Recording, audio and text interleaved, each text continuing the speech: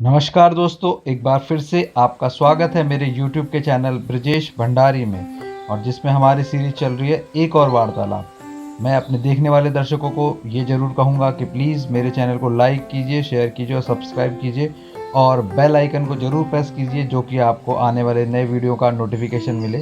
और अब बात करते हैं आज के कलाकार की। आज के हमारे कलाकार हैं जगमोहन सिंह रावत जी। जगमोहन सिंह रावत जी उत्तराखंड के थिएटर में काम करते हैं और रामलीला में रावण का एक बहुत ज़बरदस्त किरदार निभाते हैं।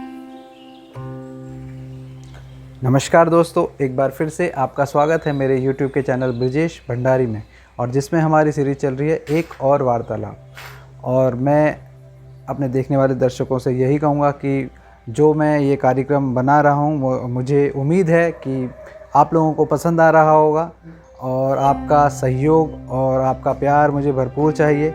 आपके सहयोग से, आपके कमेंट से, आपके लाइक से मुझे एक ऊर्जा मिलती है, जिससे कि मैं अपने कार्यक्रम को और भी अच्छा बनाने की कोशिश करता हूँ। और अब बात करते हैं आज के मेहमान की।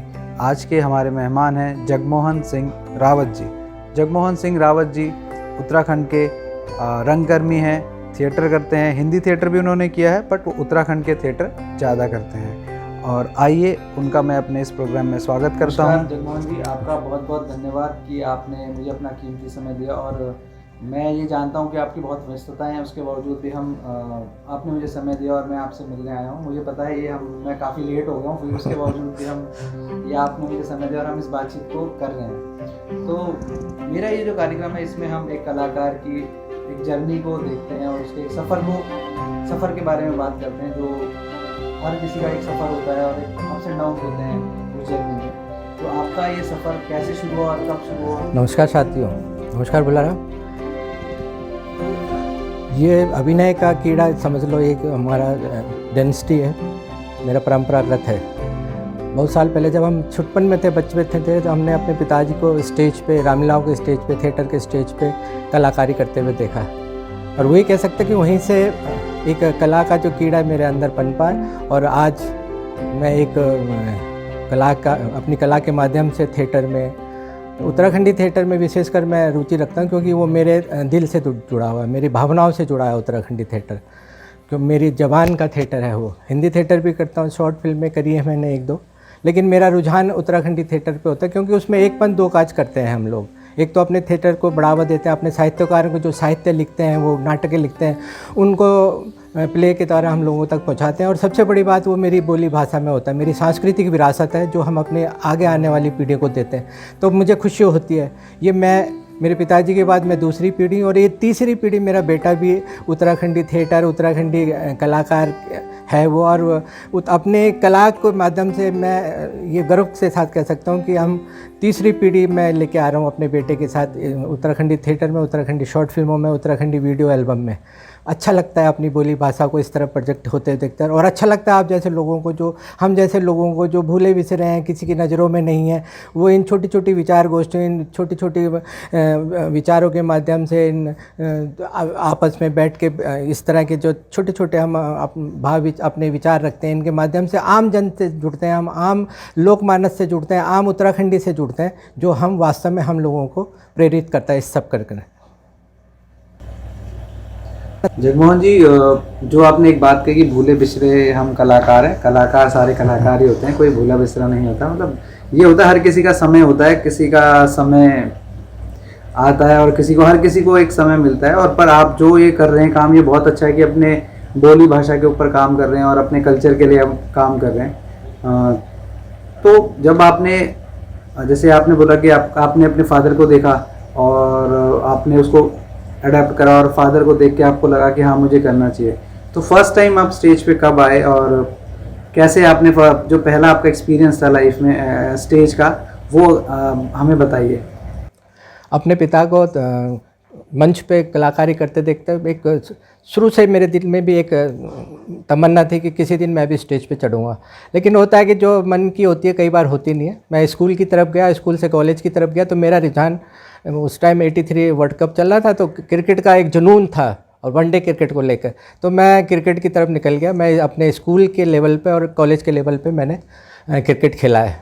मैं लेफ्ट आर्म मीडियम पेसर था और मिडिल ऑर्डर पे बल्ला भेजा करता था, तो मेरा उस तरफ रुझान हो गया। मैंने क्रिकेट खेला अपने जोन स्तर पे, उसके बाद मैं सरकारी नौकरी पे चला गया और वहाँ पे भी मैंने जोन स्तर पे अपने ऑफिस को प्रतिनिधित्व करा। मैंने क्रिकेट खेला काफ़ी लंबे समय तक, लेकिन एक बार दुर्घटना हुई और मेरा दायां कंधा उतर गया, टूट गया।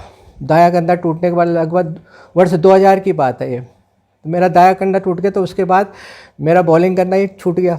जब बॉलिंग करना छूट गया तो फिर मैं 1-2 साल घर पे बैठा रहा। तो फिर मुझे ध्यान आया कि मेरा एक क्षेत्र जो छूट गया चलो, लेकिन मेरे पास तो दूसरा क्षेत्र जो मेरा पारंपरिक क्षेत्र है, मेरा पैतृक फील्ड है रंगमंच की तरह। तो मेरा रंगमंच की तरफ एक ख्याल आया और तब तक हम इंदिरापुरम में, हमारा आवास इंदिरापुरम में आ गया था। हम लोग इंदिरापुरम में थे तब। हमारा एक गुरुजी थे गुलाब सिंह रावत जी, वो सरदे हैं, अब इस लोक में नहीं है, भूलोक में चले गए हैं वो, भगवान उनके आत्मा को शांत करे।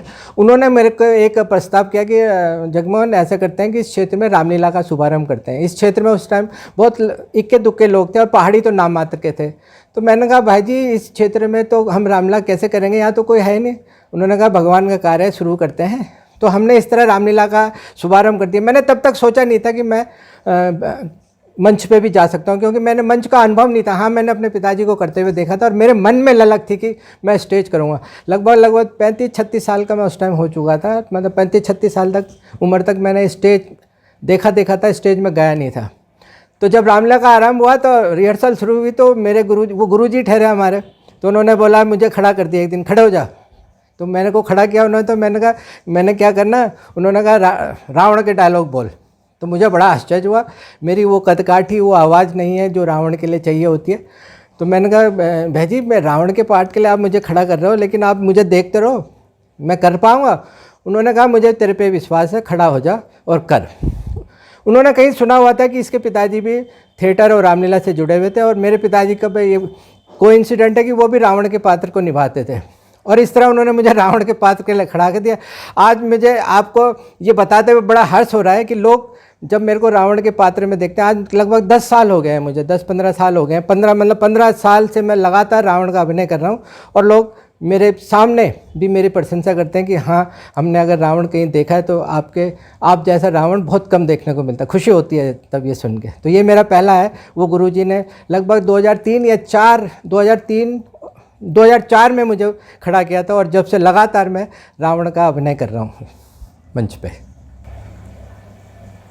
रामायण में 2 ही सबसे जो सशक्त किरदार हैं वो राम और रावण, और उनमें से एक किरदार आपने किया है रावण।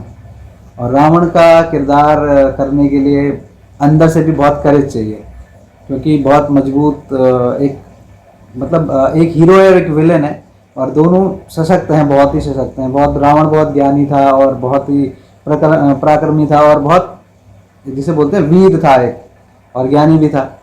तो उसको करने के लिए आपको एक बहुत करेज चाहिए होता है रावण के लिए, और बहुत आवाज़ में दम और बहुत सारी चीज़ें होती हैं, और वो आपने किया, बहुत अच्छी बात है। तो अगर आप एक रावण का डायलॉग अगर हमें रामायण में बेशक राम से शुरू होती है, लेकिन रामायण असली अगर रामलीलाओं की तरफ आपने ध्यान दिया होगा तो रामायण रामलीला का जो एक उठाव आता है वो रावण की एंट्री के बाद आता है।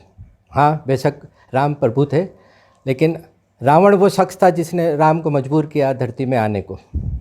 एक छोटा सा डायलॉग है इसमें, इसी के संदर्भ में संवाद है कि सत्य चित्त आनंद, इन 3 शब्दों का जो वाक्य है सो मैं ही हूँ, मैं ही ब्रह्मा, मैं ही विष्णु, मैं ही शंकर कहलाता हूँ। है धाक धरणी से गगन तलक, यह समस्त वैभव मुझसे ही है आज्ञाकारी सूर्य चंद्र उदय अस्त सब मुझसे ही है। तो मेरी डोरी चढ़ते ही मेरी डोरी चढ़ते ही भुवन 14 थर्राते हैं। मेरी आज्ञा से वरुण कुबेर घर मेरे पानी भरते हैं। मुझसा पंडित मुझसा योद्धा मुझसा पंडित मुझसा योद्धा, इस धरा में नहीं है दूजा। मैंने अपने सरों को काट काट महादेव को पूजा। अद्भुत, बहुत ही अद्भुत, बहुत ही बढ़िया। मतलब मैं क्या कहूँ, मेरे पास शब्द नहीं है। आपका ये डायलॉग सुन के और आपको ये देख के, एक्टिंग करते हुए देखकर मुझे मैं खुद रामलीला के जो ग्राउंड होते हैं ना, जहाँ हम जाते हैं रामलीला देखने, मैं वहाँ पहुँच गया हूँ और मुझे बहुत अच्छा लगा आपकी पर आपने जैसे बताया कि आप थिएटर करते हैं और थिएटर, उत्तराखंडी थिएटर भी आपने किया है, तो जगमोहन जी, रामलीला से उत्तराखंड थिएटर तक आपका ये सफ़र कैसे पहुंचा?